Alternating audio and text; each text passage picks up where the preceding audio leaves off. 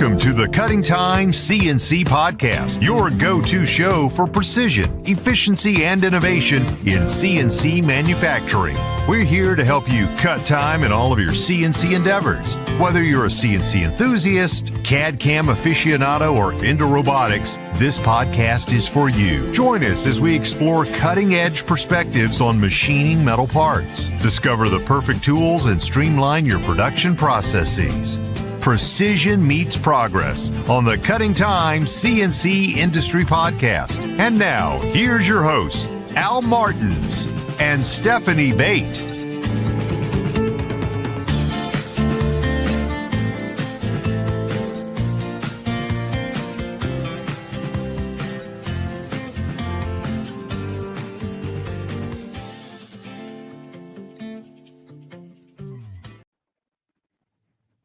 Hey, Stephanie. Hi, Al. Long time. I know. It's only been 2 weeks. You know, this is a special episode, isn't it? Yes, it's a very special episode. It's closing out the 2024 season.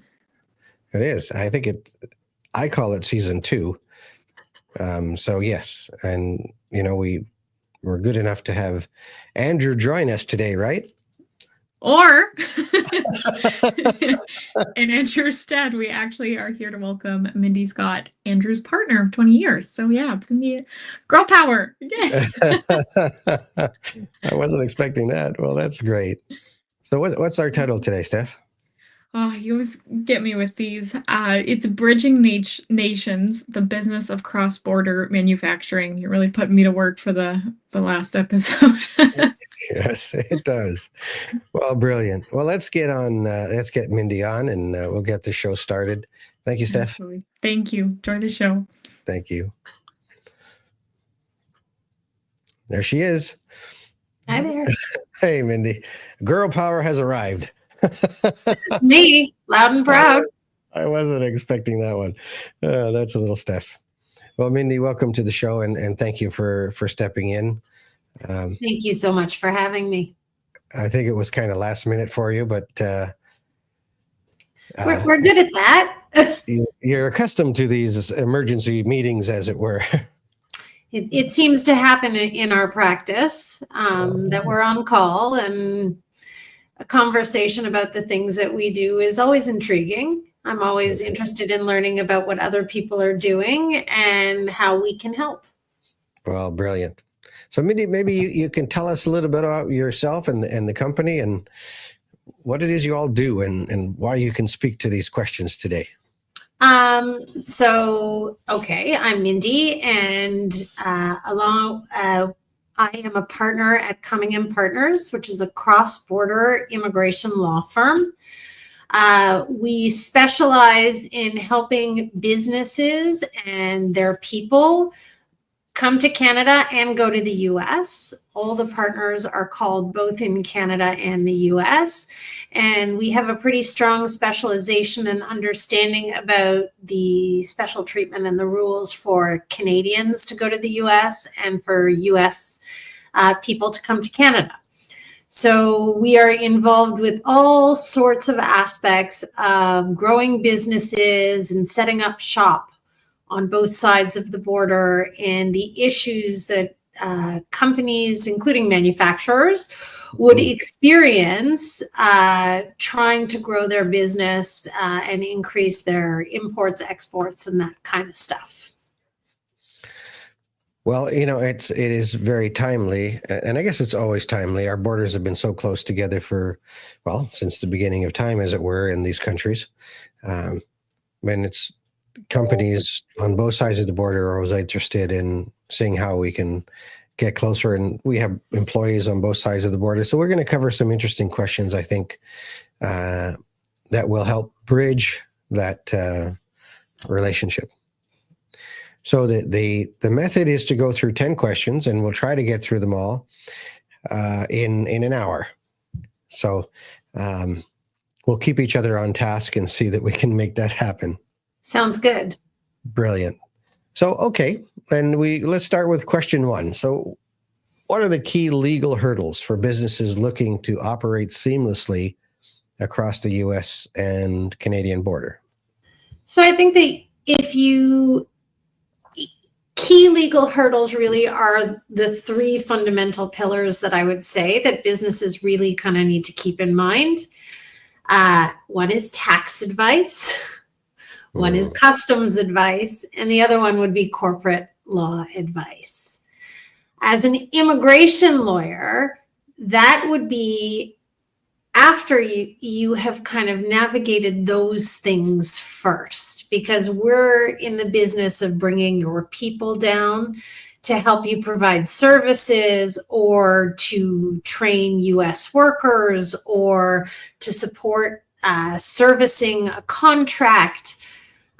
We come to understand and to help with respect to cross-border travel and work issues once the decision has already been made and you've got your infrastructure in place.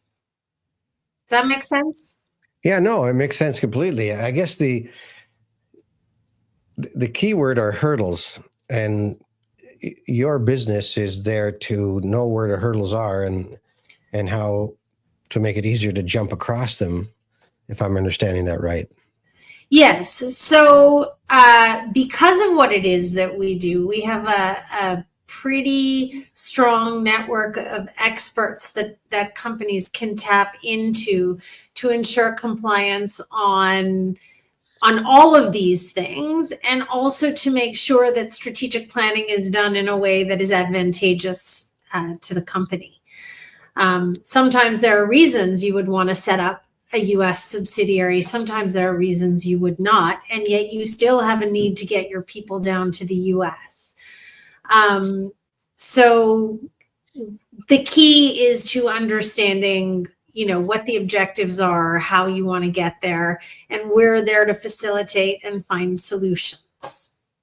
So I wrote down what basically you said as far as the hurdles. So we had visas and work permits, we had tax implications, probably some type of regulatory compliance with labor laws and stuff, and we have, I guess, cross-border entry scenarios. Yeah, I mean, there's different ways of people kind of getting into the countries as representatives of a business. Right.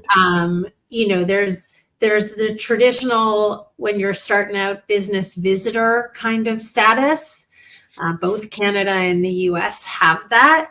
And then you get into that gray area where it's no longer business, but it's actual substantive work. And that's the legal analysis that we jump in to facilitate and support in terms of helping companies determine and setting the line as to when is it that you need to pull the trigger on getting a work visa for somebody, either to come to Canada or to go to the US.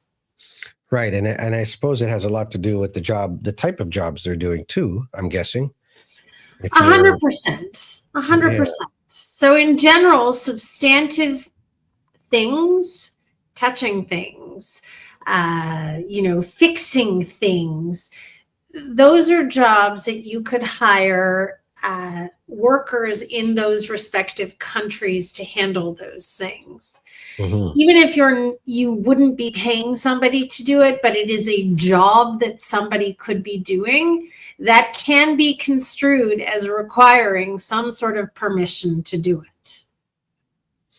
Yeah, well, that makes sense. I mean, and if we look at it just pragmatically, if you're a Canadian citizen or an American citizen, I think it is generally assumed that either one of those can cross the border for personal reasons and stay in that country for basically 6 months without really any special permits? So generally speaking, yes, Canadians and U.S. citizens are able to enter as visitors, assuming that upon inspection, the officer makes a determination that the person is coming for a legitimate reason that aligns with being a visitor. And unless told otherwise, the person is entering for a period of 6 months. Those officers have a lot of discretion to limit a person's stay. And so you need to be cautious and make sure that you know how long you've been admitted and that you're not violating the terms of the status. I'm going to ask this question. I don't know that you know it. When you cross the border, so let's say you're driving from the U.S. up, you stopped at the line if you're driving. I'm assuming they take a picture of your plate. I believe that the technology now is in place for that. There's even right now in the U.S., they're implementing at some of the borders between Ontario and the U.S. They're implementing some sort of advanced photography that is supposed to reduce the wait times for people that are, seeking inspection. There's no doubt that over the last 10 years, they've definitely automated. Both countries are keeping track of people coming and going. So often when you give them your passport, you swipe it, they know when you were there last time.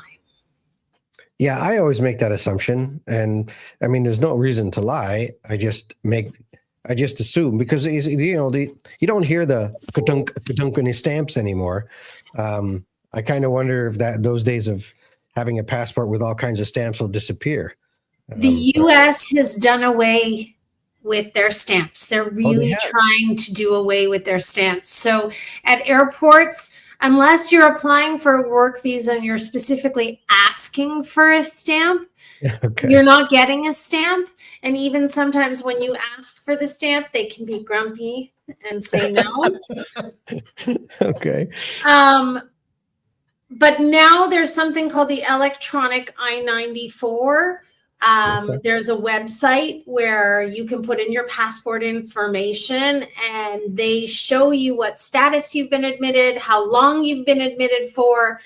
And that website is prone to error. So anyone that is traveling to the US, I would highly recommend you familiarize yourself with that website and make sure that you're checking that they didn't admit you as,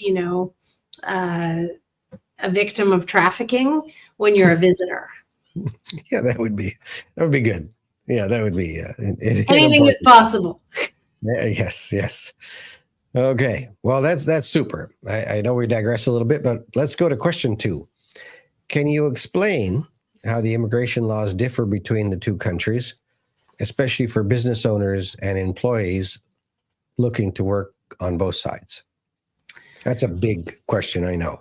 It's a huge question. And I think that I'm going to start by generalities because I think that that's an easier way to approach it.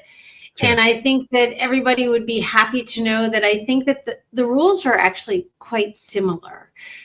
They have their own nuances and certain things are different. And, you might have an obligation to do one thing in one country, but the principles behind these things are very similar. That's good. And Canada generally is a friendlier place than the US in terms of admitting people. It doesn't mean that the US doesn't admit them. It means that the rules are more rigid for the US.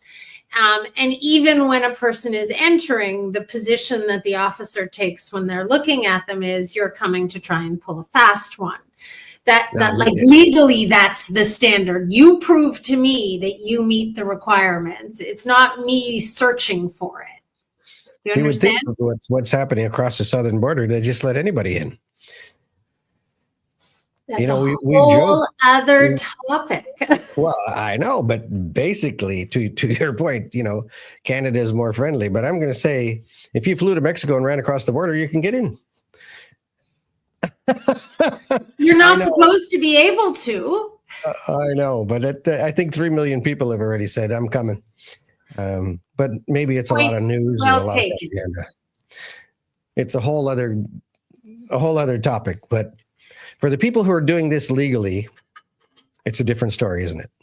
For the people who are doing this legally, there is a framework. The framework, like the fundamentals of the framework are similar. obviously, again, the determination as to whether or not you're sending people as business visitors or whether or not you're sending people as a worker requiring status, the analysis has to be done for both of them.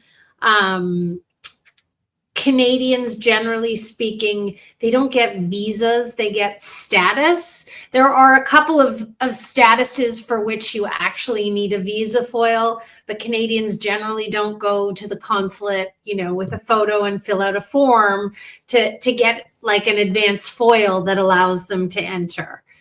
And obviously, for people that are traveling a lot, between Canada and the US, there are, the programs that can expedite your ability to cross the border, like Nexus, which is specifically focused on Canada, US. Global Entry is more for international travelers, but it kind of speeds things up and lowers the questioning. Yeah, so I know my business partner, Louise, she has a Nexus card. And I did try to apply for mine before, just before the pandemic, and then it all fell apart, and I got to start again. I'm sure. So they're reopened now, and they are taking applications again, and things seem to be speeding up. During the pandemic, it was literally just closed down. Yeah. It was the wrong time for me. So if I get your points, Canada's more lenient on the immigration policies. And I think from what I read, it's more reactive to skills per se. So Canada creates, so especially as of late, Canada has been trying to respond to market needs and creating specific programs that are addressing those needs, whether those are province-specific programs or pilot programs for different things. The US has like an overarching system, and you need to fit yourself within a slot. Under the Canada-US Free Trade Agreement, there is very similar rules to get Canadians and US professionals across the border. A CUSMA work permit, that's for Canada. A TN, which is for the US. It's the same list of professionals, which doesn't necessarily reflect the way that businesses operate today. There's the intra-company transfer, meaning you can transfer people down to support affiliated businesses. That's to come to Canada. It's known as an L for the United States if you're bringing a Canadian or an international person from an affiliated entity. Wow. Yeah, those are the subtleties, right? And the US they've got H-1Bs, or they got companies that you need to sponsor a Canadian to come down. Is that so? It really depends on what category. Okay. But there are different visa categories. The H-1B is probably something that most manufacturing companies would hear about an awful lot, because it is the specialty occupation visa to go to the US. So if you have a US business and you need a foreigner that has a role that requires a minimum of a bachelor's degree for entry into the field, or its equivalent in terms of experience, you can try and get them a coveted golden ticket, which is the H-1B. The problem with the H-1B is that there's way more demand than there are H-1Bs available. It has since become a lottery. They only become available every fiscal year as it kind of rolls over.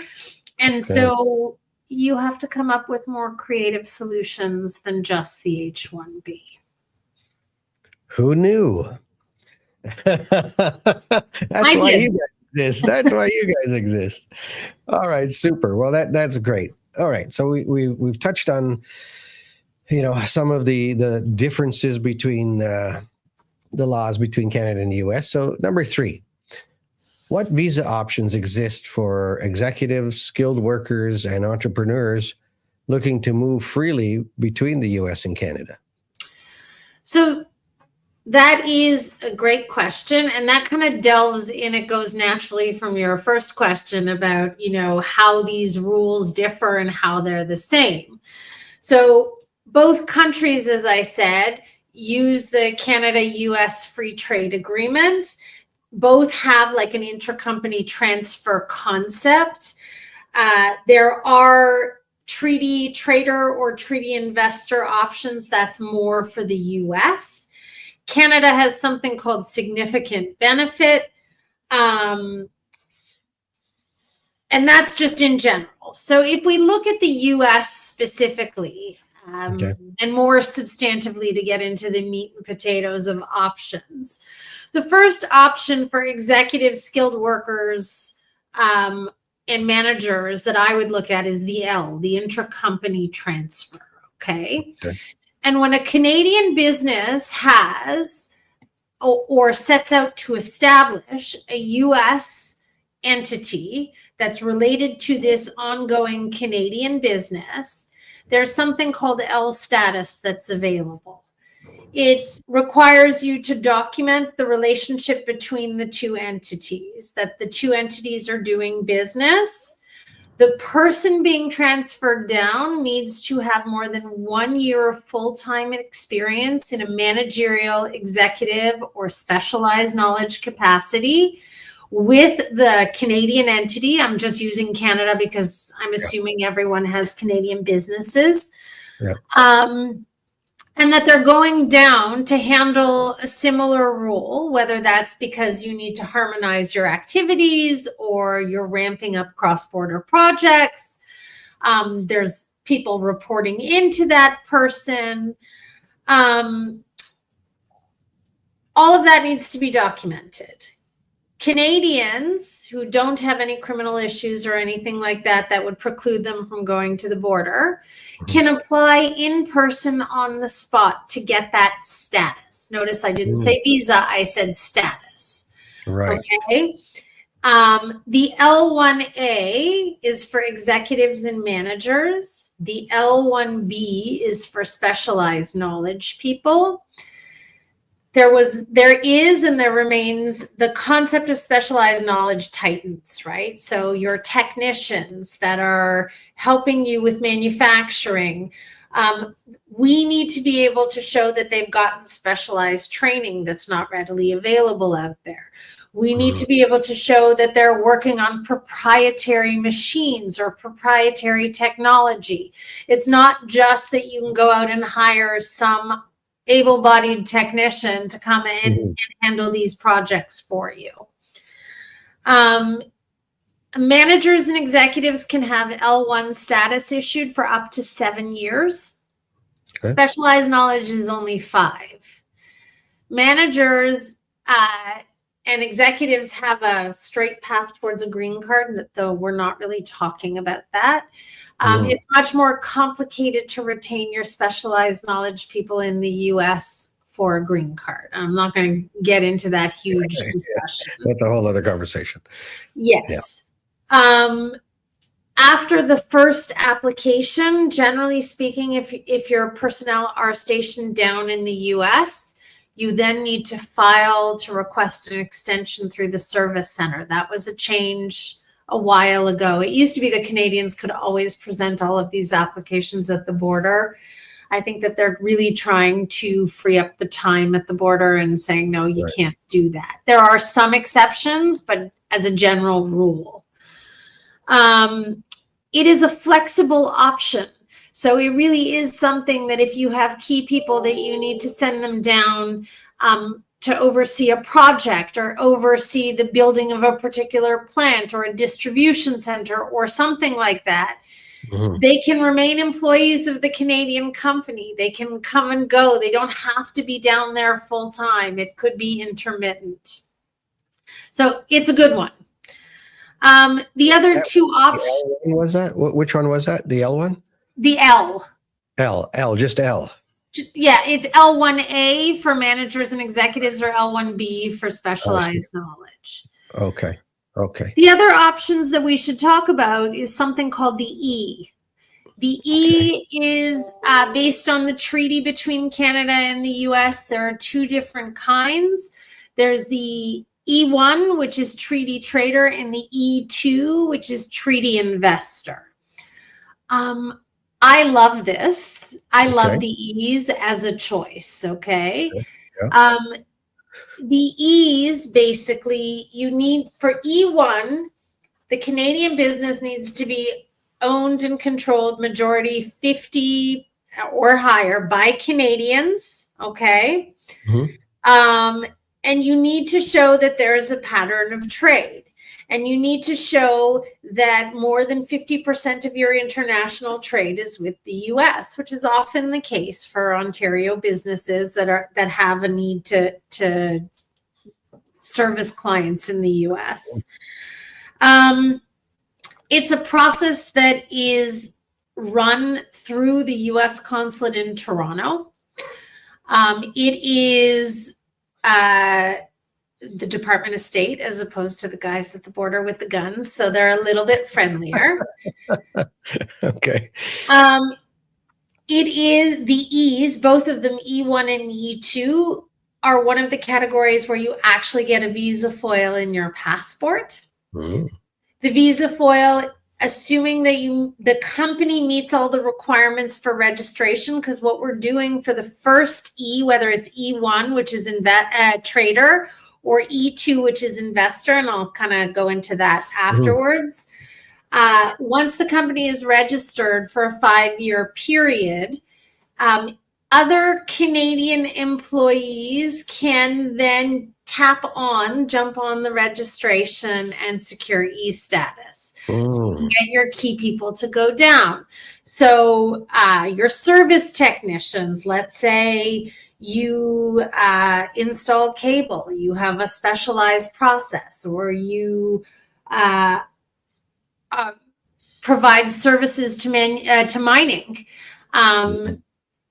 Your equipment and your people can get status through that. Again, it's a specialized knowledge kind of role, but there's no requirement of 1 year of full-time experience in advance. So if you find Canadians with the requisite experience and you can hire them to go down there, there's a fairly painless process once the company is registered.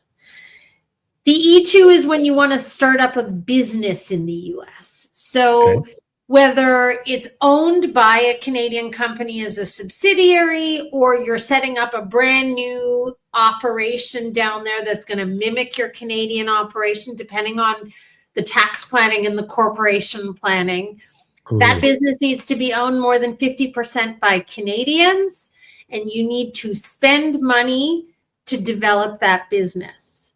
The threshold of what you're spending is really going to depend on the business. So a car dealership, if you want to open up a franchise of a car dealership, it's going to be a much different cash outlay for it to be a substantial investment than, say, if you are starting up a training business for tools.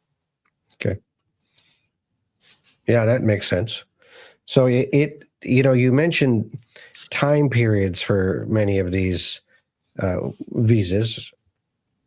Does that mean when that is expired, they have to reapply, or what happens? Yes, the time period. So for an E,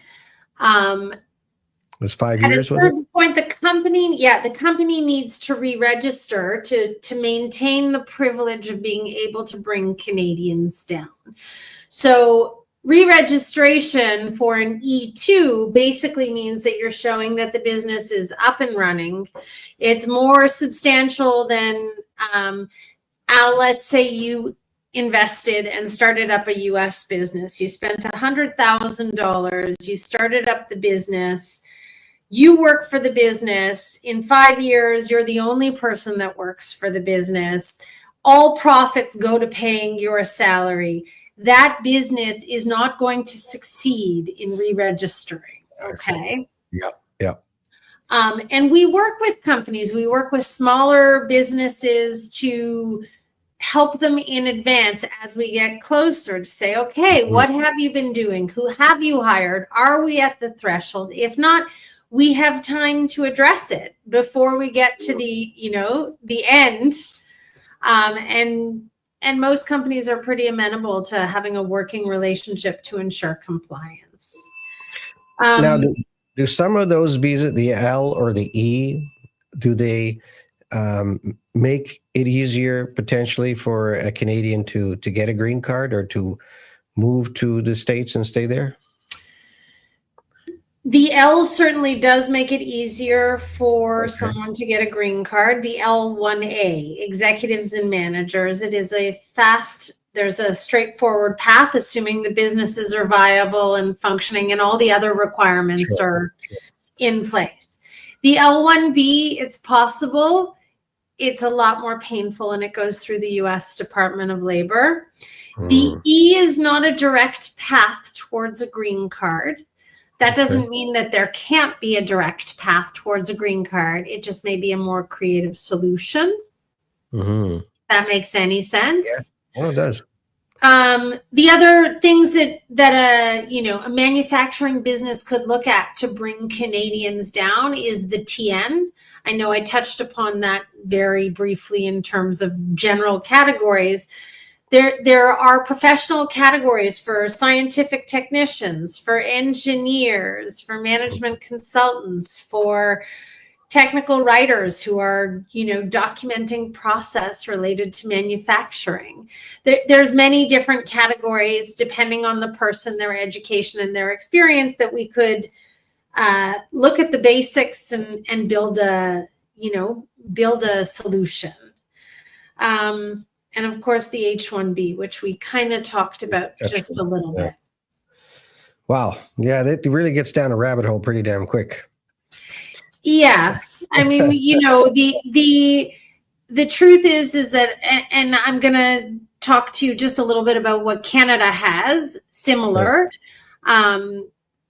But at the same time, remember, all of these strategies are individual specific and company specific, right? Like we need to look at the facts.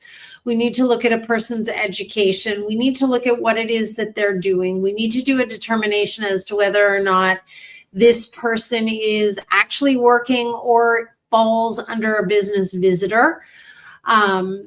Often we work with designated representatives at a company and can develop programs with them to streamline the information that we need to collect up to make it easier for the company to identify when and if there's going to be an issue.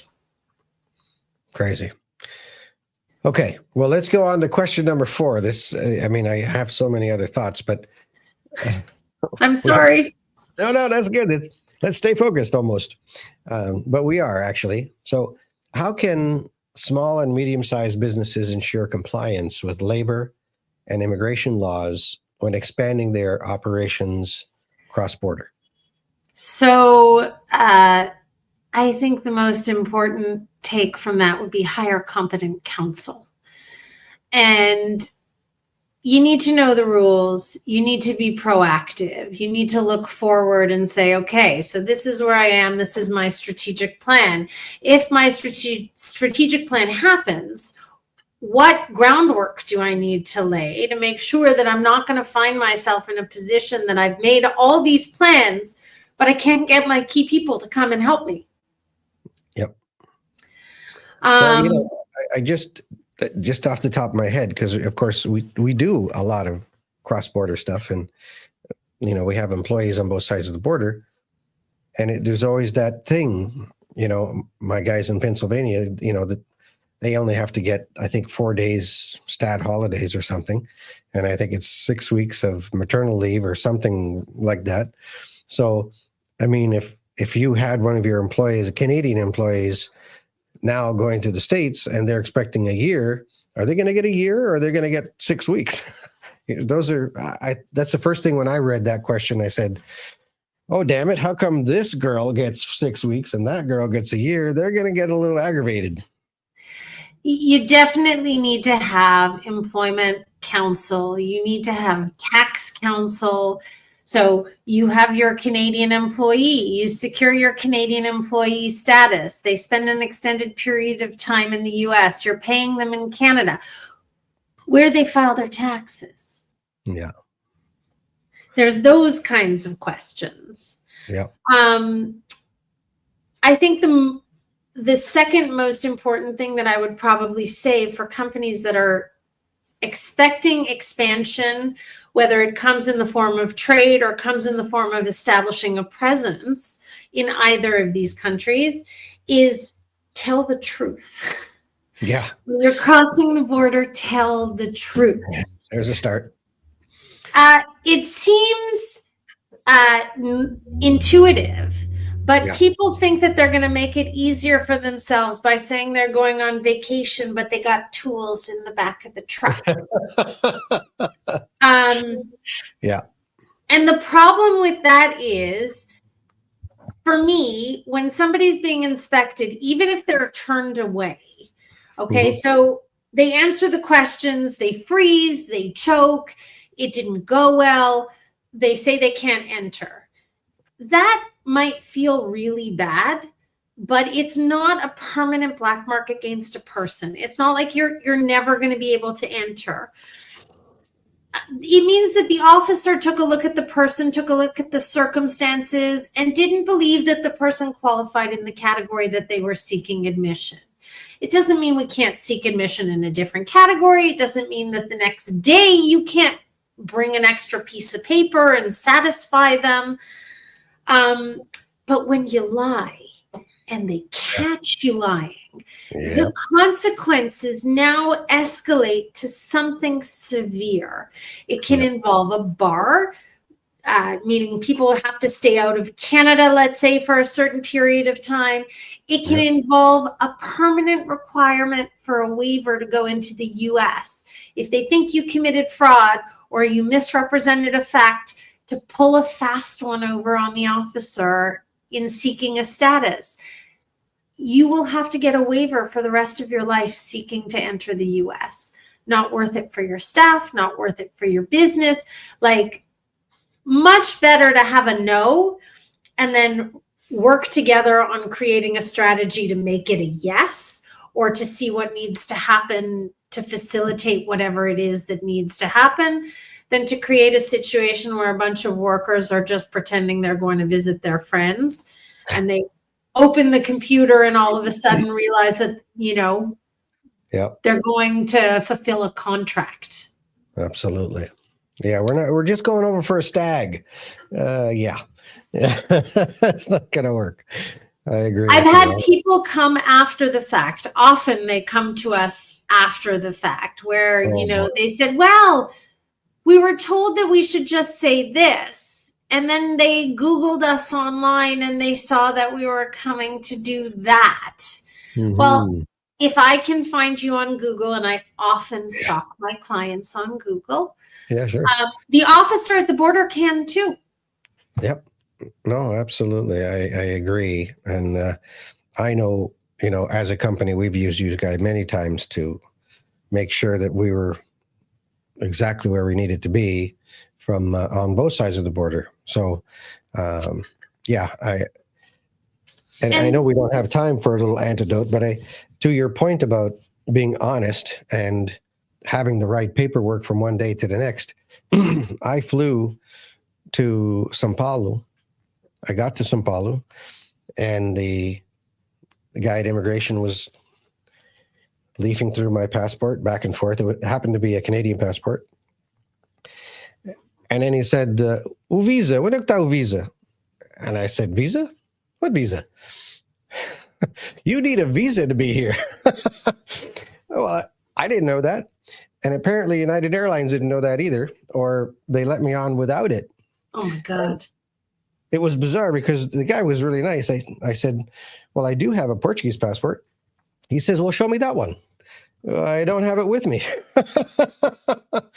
So he went with me to the lounge. We had an espresso together, and he said, it's nothing personal.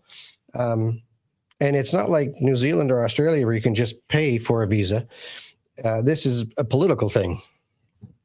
So I flew back picked up my Portuguese passport, came the next day with the right passport, and bing, I was in. It's all about the paperwork. It is all about the paperwork. The only other thing I would say for businesses to keep in mind, and I think that it's often overlooked when people are starting stuff up, is to make sure that you have worker insurance in place in both countries. You would not want to start a project and then discover that when something goes wrong, you didn't plan for it. That's a good point. Yeah. Yeah. Okay. Well, excellent. All right, let's get on to number 5. I'm maybe putting us off track too. What are the most common mistakes you see businesses make when trying to establish a workforce across both the US and Canada? I think it's when you grow without planning. Okay. So the first step for any business, and you would hear myself and my partners always say it, and it sounds ridiculous when somebody comes, I want to transfer someone down to the US. I want to start a business. Did you talk to a corporate tax person? Do you know what you're getting into? Are you sure you want to do it? Yeah. From an immigration standpoint, we have more often than not, our motto is where there's a will, there's a way. But to establish that infrastructure and then to find out that there are consequences to that infrastructure, and then setting out to dismantle that infrastructure, that can be very costly and painful. So you need to understand how your business is going to be taxed. You need to understand how you want your business to be taxed. And then establish the corporate structure, whether you're incorporating a subsidiary, a separate entity, or decide you want to have trade because you really don't want to deal with the tax issues, let's say in the US. You have to start at the basics and then build your strategy up. And then once you have your structure, we're happy to kind of come in. We're happy to work with you or introduce you to the right people to kind of create the structure. We can then help with the analysis of defining whether or not you need work visas, whether or not you need business visitor packages to be administered by the human resources department. We can create a program where we proactively work with you on establishing when you need to get work visas for different types of projects. That allows you to play by the rules. Obviously, don't counsel employees to lie. It can cause a whole bunch of problems, not only for them, but for you. And playing by the rules, I think, is going to become more and more important, especially as I think Trump is going to tighten the tap. Oh, makes complete sense. Okay, so that kind of leads us into our trade agreements, which is number 6. So right now, there's still the USMCA, United States, Mexico, Canada agreement, I think, still in place. Yeah. Right. So impact cross-border employment and manufacturing. I think that agreement remains key. I think that it's worked very well for Canada and the US, at least from an immigration standpoint. It has allowed for, an integrated supply chain with manufacturing. It's allowed for cross-border movement. It helps with moving your people around. Obviously, there are some threats of some tariffs, and it may be a challenge to this agreement. I think that we have to take a wait and see approach, and I think that the agreement is going to remain a cornerstone to the ability to move people and goods. Yeah, I agree. You mentioned the word CUSMA earlier. Do you know what that stands for? What does that mean? Canada, US, Mexico agreement. So for the US, they call it the USMCA. Canada calls it CUSMA. Of course we do. Why not? Okay. Because I know that we've had both that we've had to fill up for shipping things across both sides of the border, but there were two different names. Thank you for explaining why. My pleasure. It's the same damn thing, but we of course we have to be different. Always. Yeah, always. Yeah. All right. Okay, so let's get on to number 7. What advice would you give a business? What advice would you give business owners on streamlining the visa application process for their employees working across both countries? Plan in advance. Be proactive. So the thing is that not all solutions are immediate. You have a project, you have your people, you need them to be in the other country. You need to think about that well in advance, because if you don't think about it well in advance, you may find yourself in a position of not being able to get your people when you need them. We often, we have a ton of corporate clients that we work with them on kind of implementing a screening process at the outset when hiring is happening, right? To make sure that you're bringing in people that are eligible for work visas should you need to send them down. We create programs with our larger clients about streamlining the information requests that we need to get in order to initiate work permits for Canada or status for the US. Having a point person at the company that is going to oversee and manage this function is key to being effective. There is document collection requirements from a labor perspective. There's also making sure that status is valid, like knowing those things, and having one person become educated, let's say, by the group of attorneys or the team that is servicing the company, makes them an internal resource in meetings when you're sitting down and planning stuff out. They're going to know, they're going to be able to tag the issues for you. And it's important for us when we're working with a corporate client to have that person who understands why we're asking for someone's passport ID page, why we're asking for a data sheet to be filled out.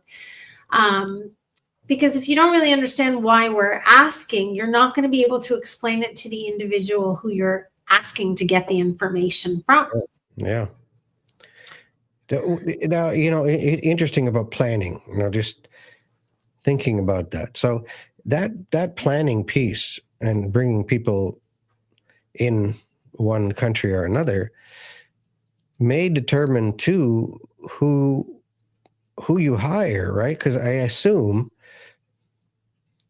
and I shouldn't make an assumption here because I'm not special in this field, but if you have a Canadian passport and you have an American passport, all of these things we're talking about are probably correct. But if you were, I don't know, a foreign national in the US or a foreign national in Canada with status, but not an official Canadian or US passport, that might complicate things, would it? Different rules apply for nationals of different countries. Canada, US, we have a very special relationship that facilitates movement more so than other countries. So, Canadians don't have to get a visitor's visa to go to the US.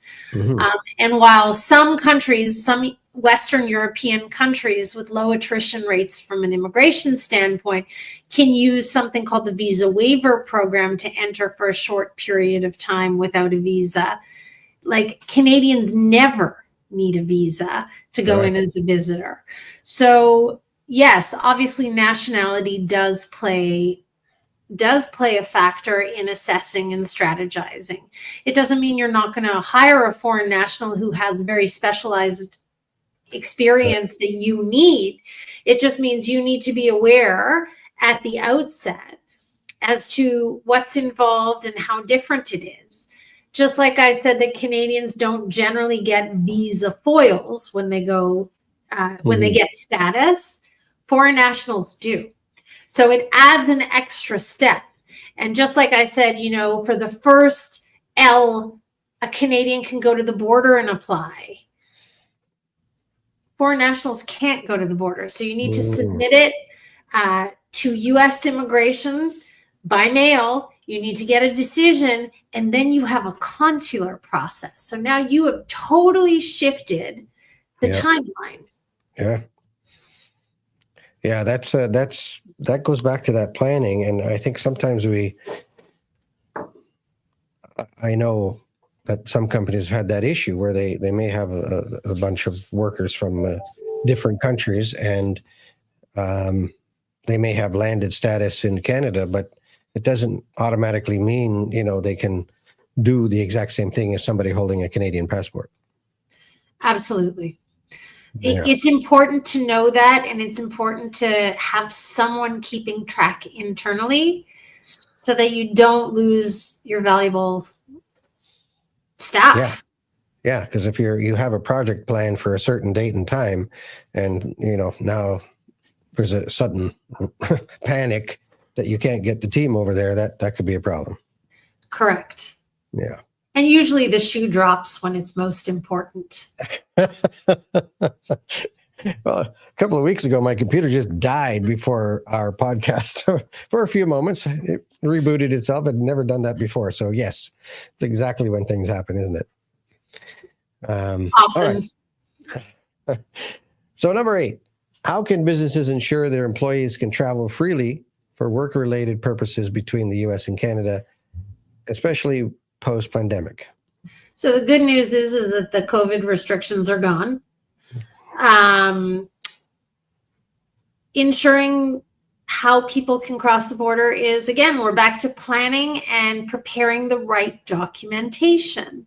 Mm-hmm. All of that involves asking the right questions and making sure that you're prepared, whether it's a business visitor letter or a package that supports, a person entering Canada for those reasons, or a work visa. Canada, for certain key people from the US, we have exemptions, short-term work permits.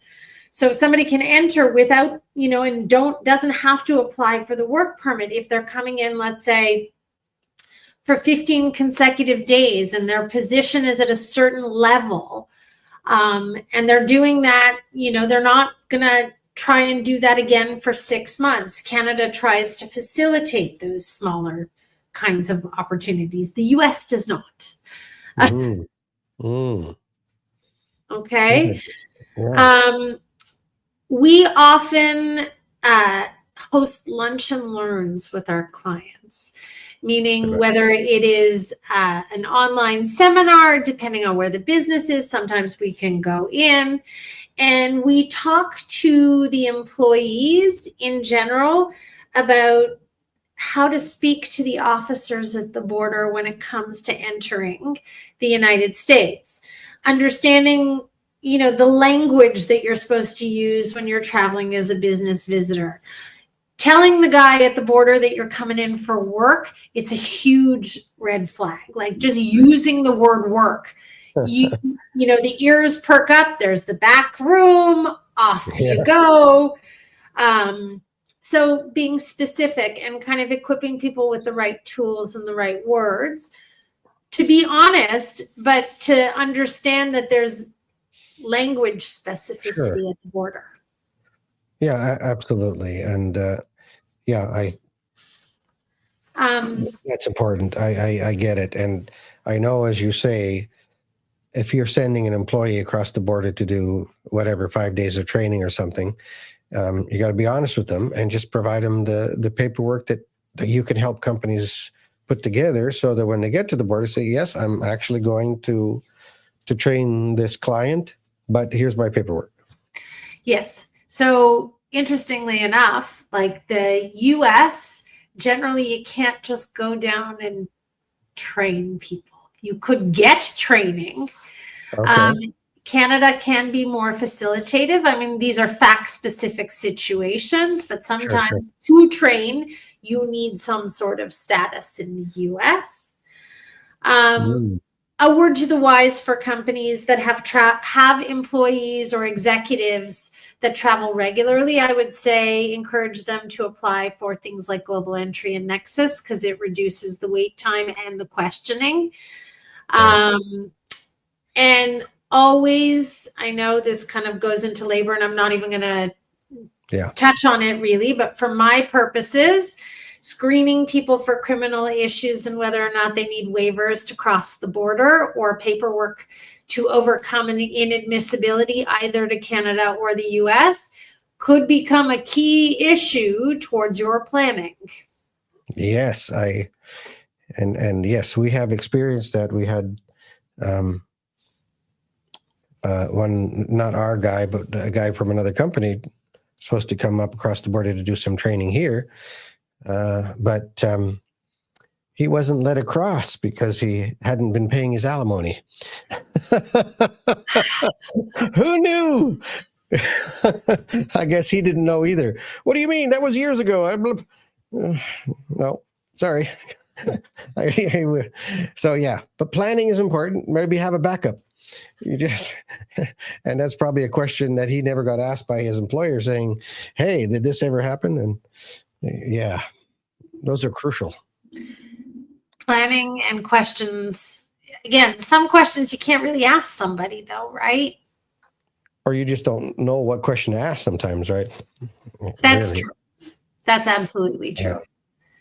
Okay, I know we're at crunch time here, so we're at number 9. So what role do tax laws and immigration status play in determining whether someone can work cross borders, and how can companies navigate those complexities?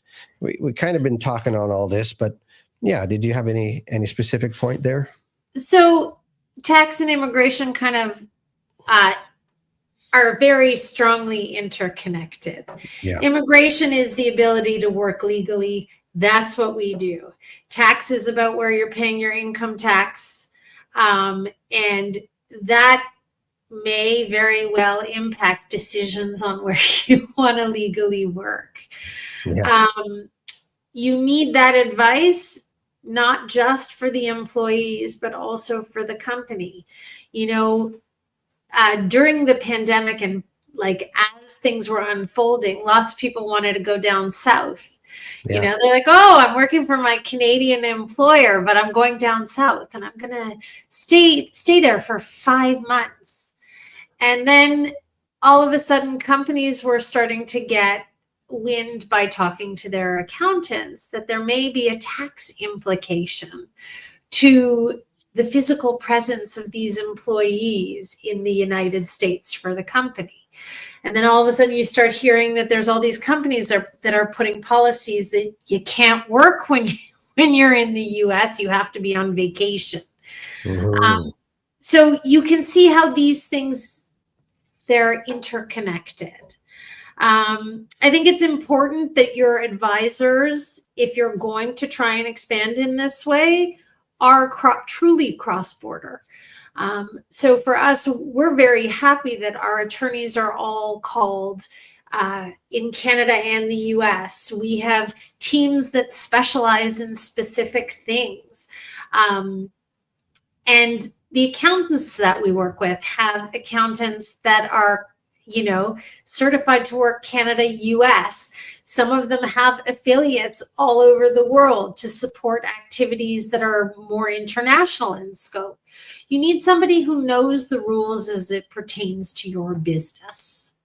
Yeah, no, that's key. And yeah, we've got good experience with you guys that way for sure. So our last question, looking ahead, now you're checking your crystal ball here. How do you see the regulatory landscape evolving for cross-border businesses in the US and Canada over the next, well, decade? But I'm not sure how vast that crystal ball is.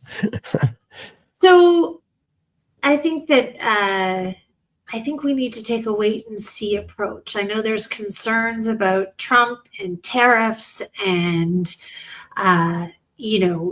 25% tariff, which has been discussed, which would impact Canadians. And I think that, well over 75% of our exports go down to the US. Yep. So obviously that would have a huge impact on businesses. Whether it happens or it doesn't happen is, it remains to be seen. I think that taking a rational wait and see approach is the way to go. I think that the Canadian and US supply chain is so interconnected that it really is in Canada and the US's best interests to continue to work together on, growing their economies and stimulating our activity. I think the rules are going to get tighter under Trump. I think that he is protectionist. I think that he wants to put America first, and I think that we're going to see that. But I don't think it's going to make it impossible. I think it just means that we're going to need to navigate the rules and be proactive in planning. Yeah, I agree. And, I think of it sometimes like the stock market. What's the saying? Past performance doesn't guarantee future performance, we'll say. We've had an agreement, and we've been neighbors. Obviously, our continents are connected, so it's not like we can separate. And we've generally, I think, over the years been great partners. So I would like to think that would stay close. And, it's beyond, how many families literally straddle the border? You have relatives over here, you have relatives over here. It's beyond even businesses. It's truly a fabric of nations, isn't it? I think it is. And I can't really see that changing. Yeah, no, it's just one of those things. Well, this has been great, Mindy. I really appreciate it. It can get complicated, and certainly, you watch things on Facebook or TikTok or Reels or whatever, and like you say, during the pandemic time, where all these people ran down to the free state of Florida, and there they were working, and how did they do that? Oh, they just got an E2. You just walk across, and it's nothing like that. It's amazing how you can watch those things, and then literally people can find themselves in landmines, which would maybe bar them from coming across to Canada or the US for a long time. You need to plan properly. It's always about planning. Well, wonderful. Thank you, Mindy, for joining us. We really appreciate you being here on our podcast. And I know this will be on Apple and Spotify and all the other platforms, so people can listen to this whenever they so desire, or that moment comes that they say, I need to do stuff across the border. I hope they reach out and look at the podcast and think of you guys. Well, thank you very much for having me, and we're here to help. Brilliant. I'm sure we'll talk to you again soon. Thank you, Mindy. Bye. Thank you. Bye-bye. Hey, Steph. Hello. Are you ready for a visa? Yes. I got a contact for you. Oh, that's cool. Well, that was very smart. Very good podcast. That was absolutely a lot of information that went right over my head, but that's why we go to the professionals. that's why they exist. Exactly. They're doing their job right. I'm glad they do. Absolutely. All right, Steph. Well, we're closing off our season. Our next podcast will be in January. We'll give you all the details, I guess, soon. Stay in tune on the website. I guess, don't forget to like and subscribe and do all those things. And we look forward to seeing you, I guess, literally, I can say next year now, can't I? Yeah, that feels weird. It does feel weird. Yeah, absolutely. All right, Steph. Well, I'll let you close it out. Thank you very much. Thank you again, Mindy, and we appreciate your time with us. That was awesome. Thank you, and happy holidays to everybody who celebrates. And yeah, happy Thanksgiving. That's right. Yeah, happy Thanksgiving. Enjoy the weekend. Cheers. Bye. Bye.